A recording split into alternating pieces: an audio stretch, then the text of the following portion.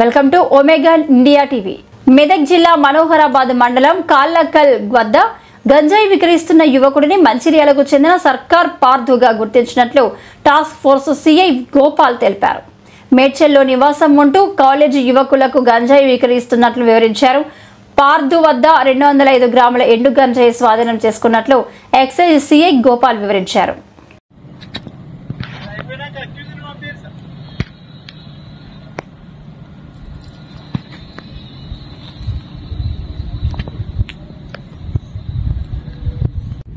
నమ్మదగిన సమాచారం మేరకు మేము మా సిబ్బందితో కలిసి కాళ్ళకల్ గ్రామానికి నేషనల్ హైవే పక్కన ఇండస్ట్రియల్ ఏరియాలో ఒక అనుమానాస్పదం పైన ఒక వ్యక్తి అక్కడ బైక్ పైన నిలబడి ఉండెను.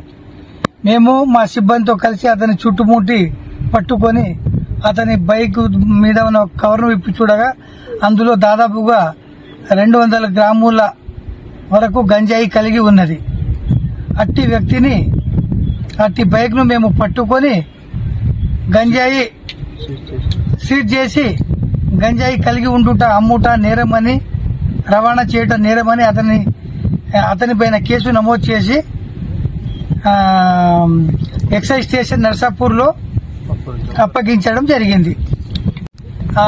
హెడ్ కానిస్టేబుల్ చంద్రయ్య, ఇంకో హెడ్ కానిస్టేబుల్ ఎల్లయ్య మరియు ఎక్సైజ్ కానిస్టేబుల్ కె రాజు, రవి, హరీష్, నవీన్ పాల్గొన్నారు.